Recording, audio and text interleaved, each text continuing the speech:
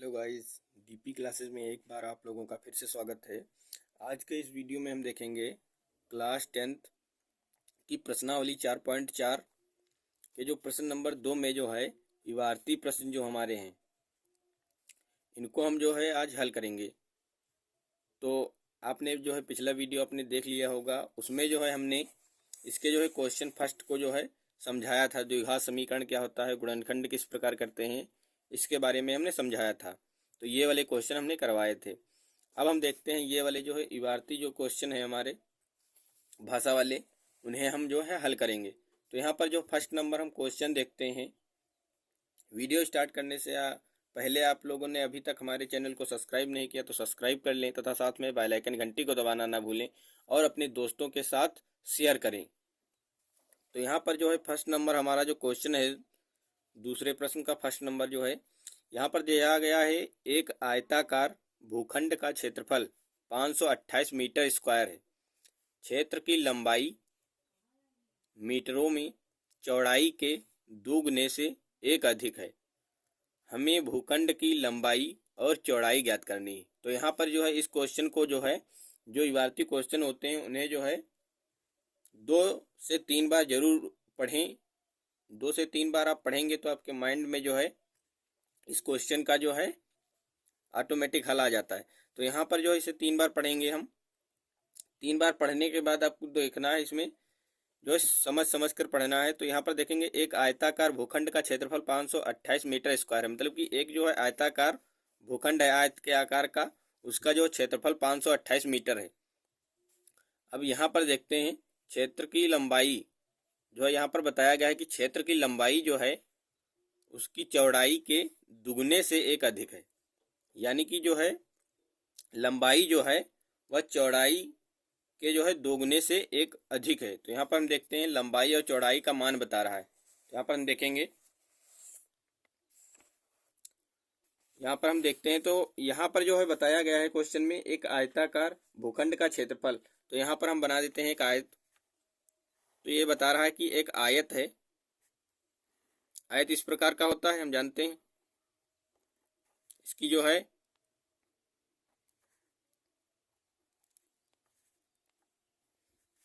लंबाई जो है दोनों सेम बराबर होती है और चौड़ाई भी सेम होती है। तो यहाँ पर जो है देखेंगे बता रहा है कि जो है इसकी लंबाई जो है चौड़ाई के दुगने से एक अधिक है। यानी कि जो है मान लेते हैं, अगर जो इसकी जो है चौड़ाई ये जो है इसको हम यक्स मान लेते हैं, तो जो है लंबाई बता रहा है कि इसके दुगने से, यानी कि 2 गुना कर देते हैं। 2 गुने से जो है बता रहा है एक अधिक है, यानी कि जो है ये हो जाएगी हमारी।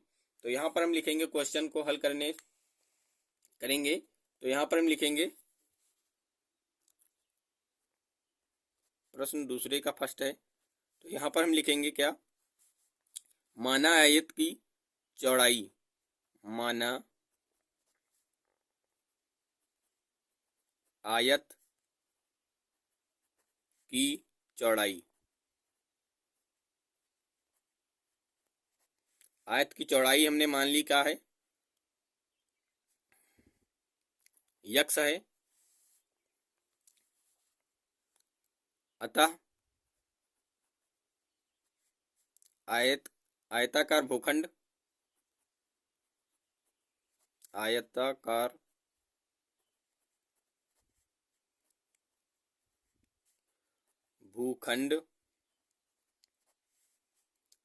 भूखंड की लंबाई। तो भूखंड की लंबाई हमारी क्या हो गई, लंबाई हमारी ये वाली हो गई। यहाँ पर लिख देंगे हम 2x + 1। अब हम क्या करेंगे, उस क्वेश्चन में जो है बताया गया है कि आयताकार भूखंड का क्षेत्रफल क्या है। तो आयताकार भूखंड का क्षेत्रफल यहाँ पर लिख लेंगे हम। लिखेंगे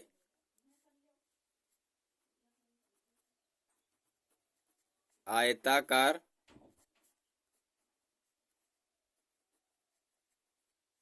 भूखंड का क्षेत्रफल।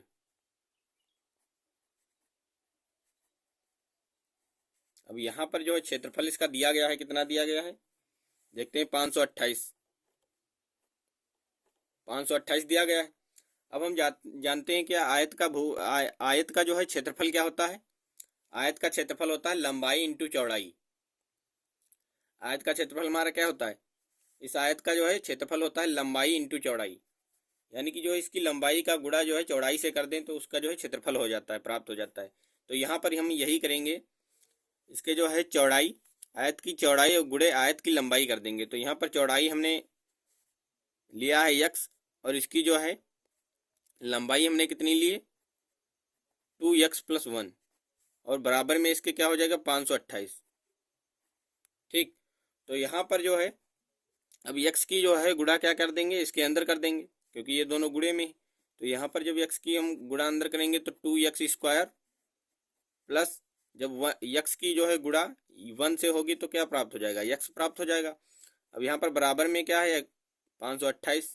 अब यहाँ पर जो है क्या करेंगे, हम इस जो अचर पद है इसे हम इधर ले आएंगे, 2x² प्लस x माइनस 528। आपको एक बात जो है ध्यान रखनी है, क्योंकि ये द्विघात जो है द्विघात समीकरण वाला चैप्टर है। तो यहाँ पर इसमें जो है पहले हम द्विघात समीकरण को बनाएंगे, बाद में ही इसे हल करेंगे। तो यहाँ पर द्विघात समीकरण हमारे यहाँ ये बन गया है। अब इसका क्या करना है, हमें गुणनखंड करना है। जब गुणनखंड हम करेंगे तो x की वैल्यू जो है हमें 2 प्राप्त होंगी।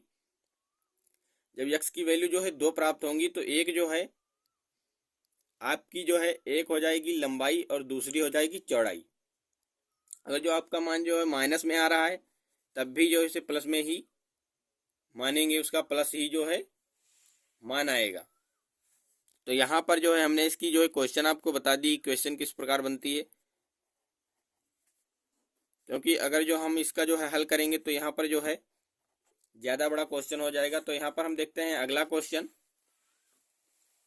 आपको इसका आंसर जो है कमेंट करना है।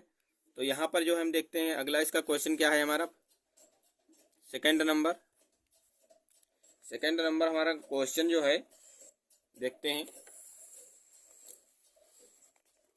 सेकंड हमारा क्वेश्चन है, दो क्रमागत धनात्मक पूर्णांकों का गुणनफल 360 है, हमें पूर्णांकों को ज्ञात करना है। यहाँ पर बता रहा है दो क्रमागत धनात्मक पूर्णांक, यानी कि जो इसे हम क्रम से लेंगे।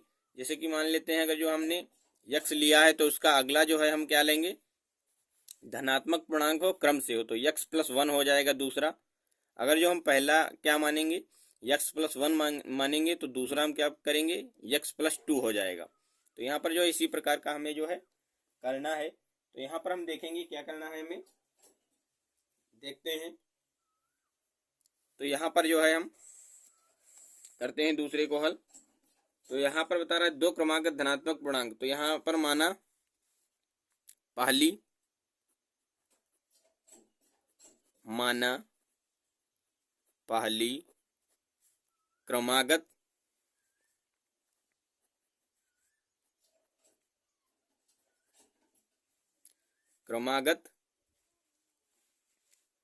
क्रमागत धन पूर्णांक,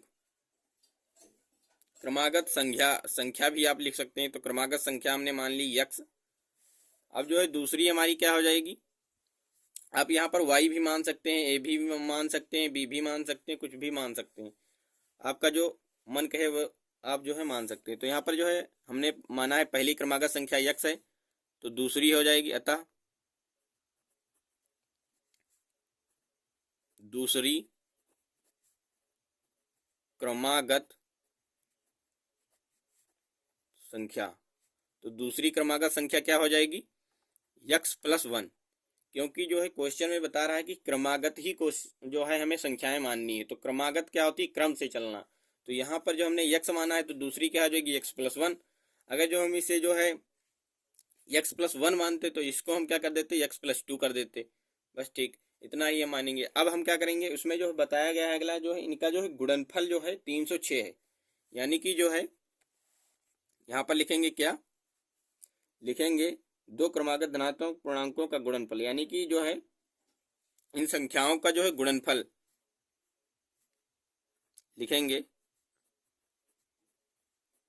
क्रमागत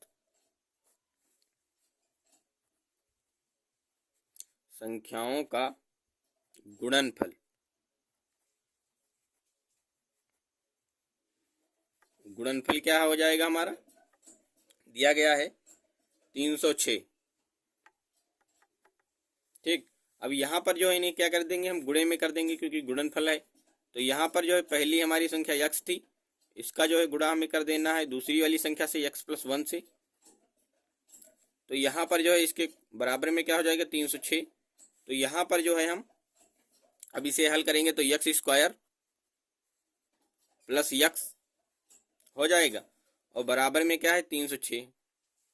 अब हम अचर पद को जो इधर ले आएंगे तो यहाँ पर x² प्लस यक्स माइनस 306 हमने जो है इस क्वेश्चन को जो है प्राप्त कर लिया है। तो यहाँ पर जो इस क्वेश्चन को अब क्या करेंगे, इक्वेशन को जो है गुणनखंड विधि से इसे जब हम हल करेंगे तो इसकी जो है वैल्यू हमें 2 प्राप्त होंगी, वही जो है क्रमागत संख्याएं होंगी।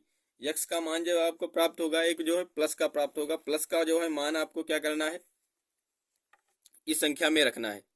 प्लस का जो यक्स का जो मान है प्लस वाला, उसे जो है आपको जो है जो प्लस वाला मान होगा वह जो है पहली संख्या क्रमागत संख्या हो जाएगी और दूसरी संख्या प्राप्त करने के लिए यक्स का मान जो है इसमें रख देंगे। तो यक्स का मान लेते हैं जैसे कि 4 प्राप्त हुआ तो यहाँ पर 4 रख देंगे और 4 + 1 कर देंगे तो 5 हो जाएगा हमारा, यानी कि इससे जो है 1 अधिक हो जाएगा। तो अब देखते हैं जो है अगला क्वेश्चन। तो अगला क्वेश्चन हमारा क्या है, थर्ड नंबर हमारा क्वेश्चन है, रोहन की माँ उससे 26 वर्ष बड़ी है, उनकी आयु का गुणनफल अब से 3 वर्ष पश्चात 360 हो जाएगी, हमें रोहन की वर्तमान आयु ज्ञात करनी है। यहाँ पर बता रहा है रोहन की माँ उससे 26 वर्ष बड़ी है, उनकी आयु का गुणनफल अब से 3 वर्ष पश्चात 360 हो जाएगी, हमें रोहन की वर्तमान आयु ज्ञात करनी है। तो यहाँ पर जो है आपको क्या करना है, बता रहा रोहन की माँ उससे 26 वर्ष बड़ी। मान लेते हैं कि रोहन की वर्तमान आयु क्या है, यक्स है। तो यहाँ पर जो है उसकी माँ की आयु क्या हो जाएगी, यक्स + 26 हो जाएगी। अब यहाँ पर जो है अगला देखते हैं, उनकी आयु का गुणनफल अब से 3 वर्ष पश्चात 360 हो जाएगा, यानी कि जो इनके जो है क्या करना है आपको देखते हैं। तो यहाँ पर जो है आपको क्या करना है, तीसरे नंबर क्वेश्चन में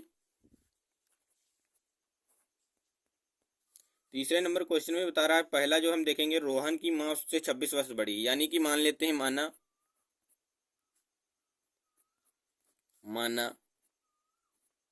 रोहन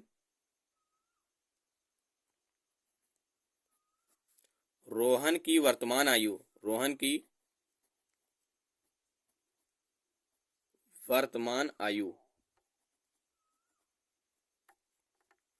वर्तमान आयु हमने मान ली है यक्स। रोहन के माँ की आयु, यहाँ पर लिखेंगे रोहन के माँ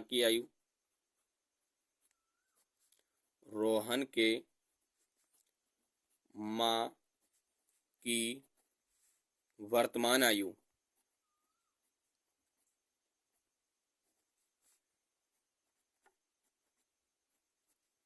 तो रोहन के वर्तमान आयु जो है माँ की वर्तमान आयु क्या हो जाएगी, यक्स + 26 हो जाएगी, क्योंकि बता रहा है 26 वर्ष जो है बड़ी है रोहन से। तो यहाँ पर जो है यक्स + 26 हो गया। अब हम क्या करेंगे, अगला देखेंगे तो अगली लाइन में क्या दिया गया है, उनकी आयु का गुणनफल अब से 3 वर्ष पश्चात 360 हो जाएगा, यानी कि जो है 3 वर्ष जो है पश्चात बता रहा है, यानी कि 3 वर्ष बीतने के बाद क्या होगा। तो यहाँ पर जो हम लिखेंगे रोहन की आयु 3 वर्ष पश्चात, तो यहाँ पर लिखेंगे पहले रोहन की आयु जो है 3 वर्ष पश्चात 3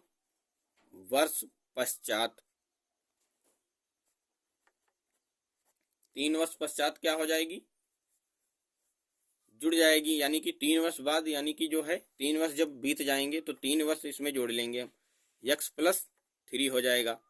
अब दूसरा देखते हैं, तो दूसरा जो है क्या है, इनकी माँ की आयु, तो यहाँ पर लिखेंगे रोहन के माँ की आयु जो है 3 वर्ष पश्चात क्या हो जाएगी, यहाँ पर लिखेंगे माँ की आयु 3 वर्ष पश्चात, 3 वर्ष पश्चात। तो यहाँ पर जो है इनकी माँ की आयु जो है पहले हमारी क्या थी, यक्स प्लस 26 थी, 26 थी। तो इसमें जो है क्या कर लेंगे हम, 3 को और जोड़ लेंगे। तो यहाँ पर जब 3 को हम जोड़ेंगे तो यहाँ पर क्या हो जाएगा, यक्स प्लस 29 हो जाएगा। ठीक, तो यहाँ पर जो है हमें 3 वर्ष पश्चात जो है इनके माँ की वैल्यू प्राप्त हो गई है, यक्स प्लस 29। अब हम देखते हैं जो क्वेश्चन में क्या बताया गया है। जो है उनकी आयु का गुणनफल अब से 3 वर्ष पश्चात 360 हो जाएगा। यानी कि जो है इन दोनों की जो है 3 वर्ष पश्चात जो आयु है उनका गुणनफल हमें दिया गया है। तो यहाँ पर हम लिख लेंगे सीधे, इनकी जो है रोहन की आयु कितनी है, 3 वर्ष पश्चात एक्स प्लस 3, इनका जो है गुणनफल दोनों का, यानी कि इनके माँ की 3 वर्ष पश्चात क्या है, एक्स प्लस 29 है। तो इनके जो गुणनफल का जो है मान किसके बराबर है, 360 हो जाएगी। यानी कि जो है 360 इसके बराबर में रख लेंगे। अब जो है हमें क्या है, इसे हल करना है। तो यहाँ पर जो है हमने जो है पिछले वीडियो में बताया है कि इसका जो है गुणनफल किस प्रकार करेंगे। तो यहाँ पर गुणनफल इसका करेंगे तो यहाँ पर जो है क्या हो जाएगा, एक्स स्क्वायर प्लस 3x, अब यहाँ पर जो है प्लस 29x प्लस 3 9 27, इसकी जब इससे मल्टीप्लाई करेंगे और 3 दूनी 6 6 2 8, 87 बराबर 360। तो यहाँ पर जो है क्या हो जाएगा हमारा, एक्स स्क्वायर प्लस यहाँ पर 29 में 3 जोड़ेंगे तो क्या हो जाएगा, 9 3 12 32 हो जाएगा, 32x प्लस 87। अब यहाँ पर जो है अचर पद है तो इसे इधर ले आएंगे, 360 बराबर 0। अब यहाँ पर जो है क्या करेंगे हम, जब इसको इसमें घटाएंगे तो क्या हो जाएगा हमारा, यहाँ पर जो है हमें प्राप्त होगा x square plus 32x, minus का जो है बड़ी संख्या माइनस की तो माइनस का आ जाएगा। और यहाँ पर जब इससे घटाएंगे तो यहाँ पर कितना हो जाएगा, 200 हमें कितना प्राप्त होगा, 273 बराबर 0। हमने जो है इसकी इक्वेशन प्राप्त कर ली, द्विघात समीकरण हमने प्राप्त कर लिया है। तो यहाँ पर जो है इस द्विघात समीकरण को जो हम जब हम हल करेंगे तो यहाँ पर x की वैल्यू जो है एक प्लस प्राप्त होगी, एक माइनस प्राप्त होगी। तो प्लस की वैल्यू आपको रखना है और प्लस की वैल्यू को जो है आपको क्या करना है, प्लस की वैल्यू जो आपकी x की प्राप्त होगी उसे जो है वर्तमान आयु जो है प्राप्त हो जाएगी। जो है रोहन की आयु हमने x मानी तो x का मान जब आ जाएगी तो रोहन की वर्तमान आयु हमें प्राप्त चल जाएगी।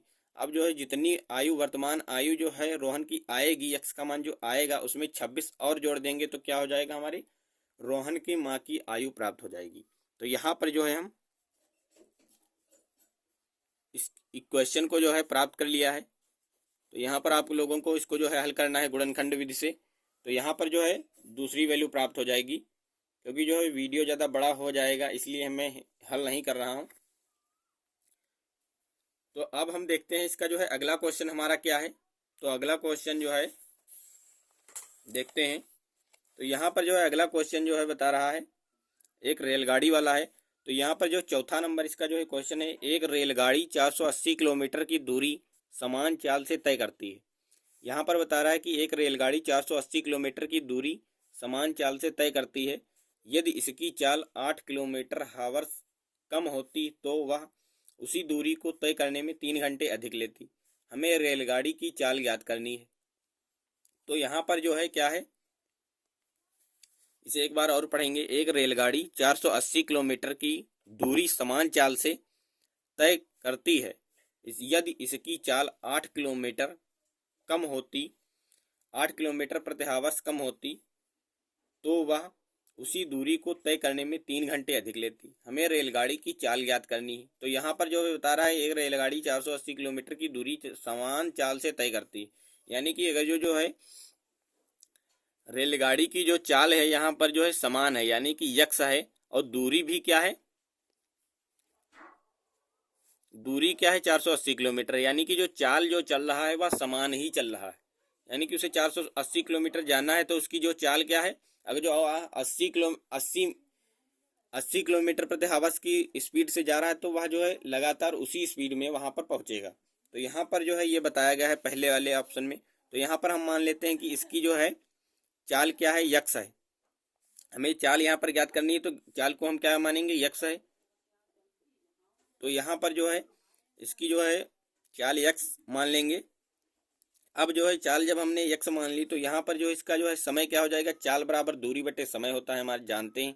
तो यहाँ पर जो है हमने चाल प्राप्त कर ली है यक्स, तो यहाँ पर दूरी, अब जो है समय क्या हो जाएगा, तो समय यहाँ पर हम देखते हैं कॉपी में।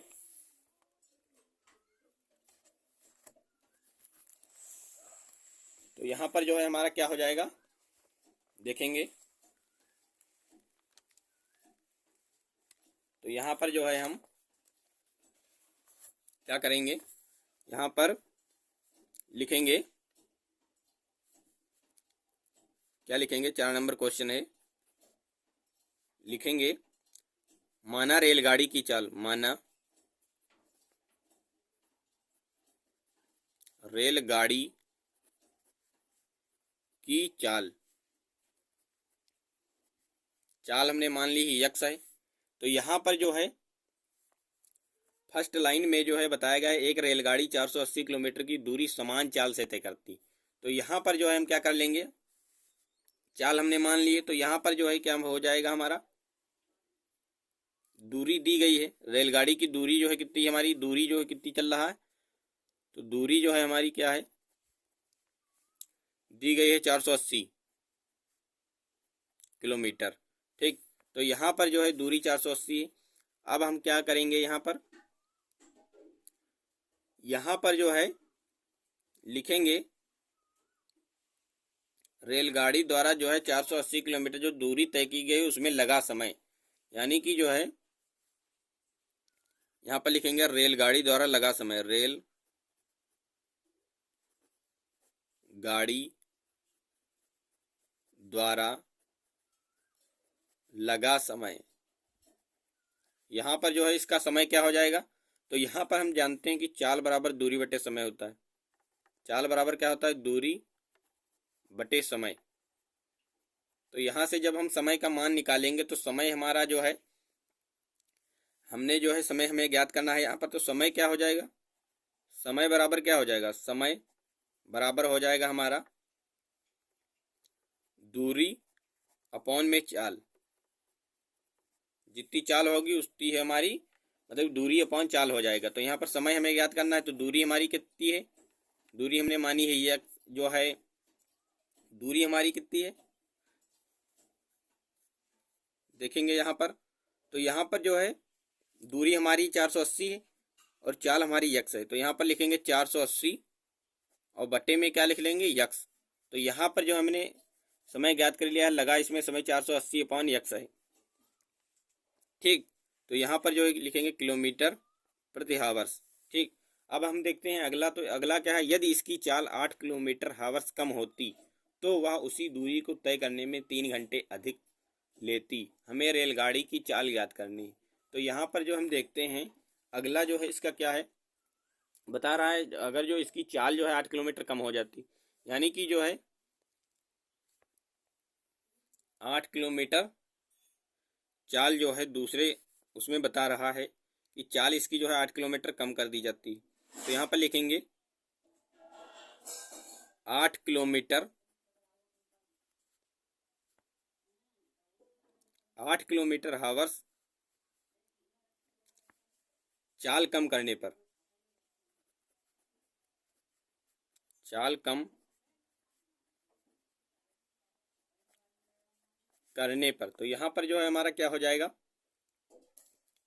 जब हम इसकी चाल कम कर देंगे तो यक्स माइनस 8 हो जाएगा, यक्स माइनस 8 हो जाएगा। अब दूसरे में जो बता रहा है कि अगर जो है कम होती तो वह उसी दूरी को तय करने में 3 घंटे अधिक लेती। अब यहाँ पर जो बता रहा है 3 घंटे जो है समय, इसका जो समय क्या हो जाएगा, समय इसका जो है यहाँ पर क्या हो जाएगा, हमारा समय हमारा पहले जो था कितना था, 480 अपॉन यक्स था। तो यहाँ पर जो है बता रहा है घंटे अधिक हो जाता। तो यहाँ पर 480 जो है अपॉन में यक्स था हमारा पहला, तो यहाँ पर जो इसमें क्या हो जाएगा, 3 और ऐड हो जाएगा, 3 जो है इसमें और जुड़ जाएगा समय। तो यहाँ पर जो है इतना हमारा समय हो गया। अब हम क्या करेंगे, इसका जो अगला देखते हैं। तो अगले में क्या दिया गया है, हमें रेलगाड़ी की चाल याद करना है। यहाँ पर जो है अब हमें क्या क्या क्या करना है, यहाँ पर दोनों का जो है मल्टीप्लाई हमें करना है, क्योंकि हमें जो है चाल याद करना है। तो चाल बराबर यहाँ पर क्या हो जाएगा हमारा,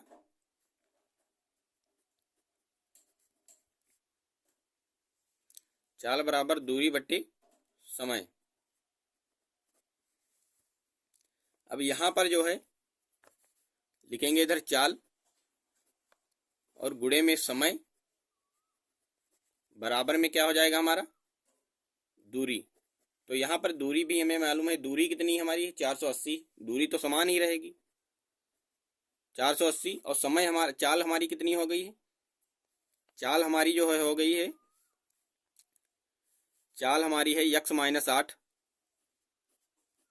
और समय हमारा कितना है, समय हमारा है 480 अपॉन यक्स प्लस 3, इतना हमारा जो है समय है।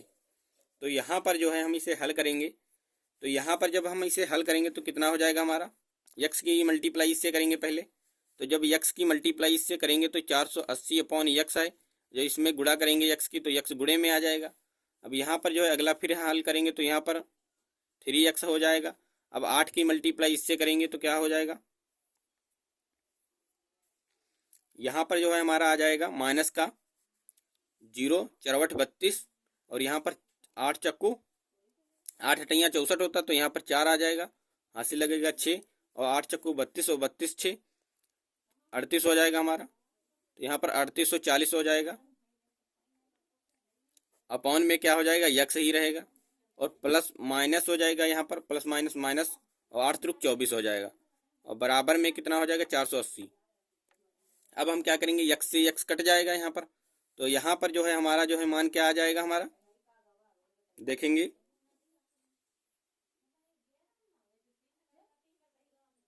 गाइज यहाँ पर जो है हमारा थोड़ा, अब गाइज यहाँ पर देखते हैं हमारा जो है 3x minus 3840 upon x minus 24 equal में 480 है। तो यहाँ पर जो है जब इधर इसे ले जाएंगे तो यहाँ पर क्या हो जाएगा हमारा, 480 से जो है ये प्लस का है, ये माइनस का हो जाएगा, यहाँ पर जो है ये माइनस का उधर चले जाएगा, यहाँ पर इस प्रकार का हो जाएगा। देखते हैं यहाँ पर जो है 3x minus 3840 upon x minus 24, और बराबर में 480 जो हमारा है, यहाँ पर माइनस का 480 हो जाएगा एक, तो यहाँ पर ये दोनों जो है घट जाएंगे। अब यहाँ पर जो है हम क्या करेंगे, यहाँ पर जो है हमें इक्वेशन क्या प्राप्त हो जाएगी, 3x माइनस 3840 अपॉन में यक्स माइनस 24 बराबर में 0 हो जाएगा। अब यहाँ पर जो है इसकी जो है क्या करेंगे, हम इसका जो है यक्स से जो है मल्टीप्लाई कर देंगे पूरे में। तो यहाँ पर जब यक्स से जो है भाग, इसमें जो है गुणा कर देंगे यक्स से, तो यहाँ पर जब गुणा हो जाएगा तो यहाँ पर क्या हो जाएगा 3x स्क्वायर हो जाएगा। अब यहाँ पर जो है यक्स की जब इसमें मल्टीप्लाई होगी तो यक्स से यहाँ पर कट जाएगा, यहाँ पर इस प्रकार का आ जाएगा 3840 यक्स इंटू में यक्स हो जाएगा। अब यहाँ पर 24 जो है 24 में जो यक्स की गुणा हो जाएगी 24x हो जाएगा, बराबर में 0 हो जाएगा। अब यक्स से यक्स यहाँ पर कट जाएगा, तो यहाँ पर जो है हमारा क्या हो जाएगा 3x स्क्वायर। अब यहाँ पर जो है माइनस का इधर ले आएंगे 24x हो जाएगा, और माइनस का जो है 3840 हो जाएगा, बराबर में 0 हो जाएगा। अब यहाँ पर जो है क्या करेंगे, हम 3 से इसे पूरे में भाग दे देंगे, तो यहाँ पर 3 से 3 कट जाएगा, 3 और 24 हो जाएगा। अब यहाँ पर 3 से ये कट जाएगा, 3 एक कम 3 हो जाएगा, 3 दूनी 6, 3 और 24 पूरा पूरा 3 से कट रहा है, इसलिए हम 3 से इसे भाग दे देंगे। तो पूरे में जब 3 से भाग देंगे तो यहाँ पर हम देखेंगे क्या हो जाएगा, इसी पे लिखेंगे 3 से भाग देने पर। तो यहाँ पर 3 से जब भाग देंगे तो यहाँ पर 3 हो जाएगा, अपॉन में 3 हो जाएगा, अपॉन में 3 हो जाएगा, इधर 3 का मान ही नहीं होगा, इसलिए जो है 0 ही रहेगा। अब यहाँ पर 3 से 3 काट देंगे, यहाँ पर 3 और 24 हो जाएगा, 8 हो जाएगा। अब यहाँ पर 3 से जब इसे काटेंगे तो यहाँ पर 3 एक कम 3, 3 दूनी 6, और यहाँ पर 3 और 24 हो जाएगा, और 1280 हो जाएगा। तो यहाँ पर यक्स स्क्वायर माइनस 8x और माइनस 1280 यहाँ पर बराबर में 0 हो जाएगा। तो हमने जो है यह जो है इक्वेशन प्राप्त कर ली है। यहाँ पर आपको हल करना है तो यक्स का मान प्राप्त होगा। अब यक्स का मान जो पॉजिटिव प्राप्त होगा, प्लस का प्राप्त होगा, उसी का जो है मान आपका आंसर हो जाएगा। तो यहाँ पर आशा करते हैं आपको जो है यह जो है वीडियो अच्छा लगा होगा। अगर जो अच्छा लगा तो हमारे इस चैनल को सब्सक्राइब करें तथा साथ में बेल आइकन घंटी को दबाना ना भूलें और अपने दोस्तों के साथ जरूर शेयर करें। तो मिलते हैं अगले नेक्स्ट वीडियो में, जब तब तक के लिए जय हिंद। थैंक यू दोस्तों।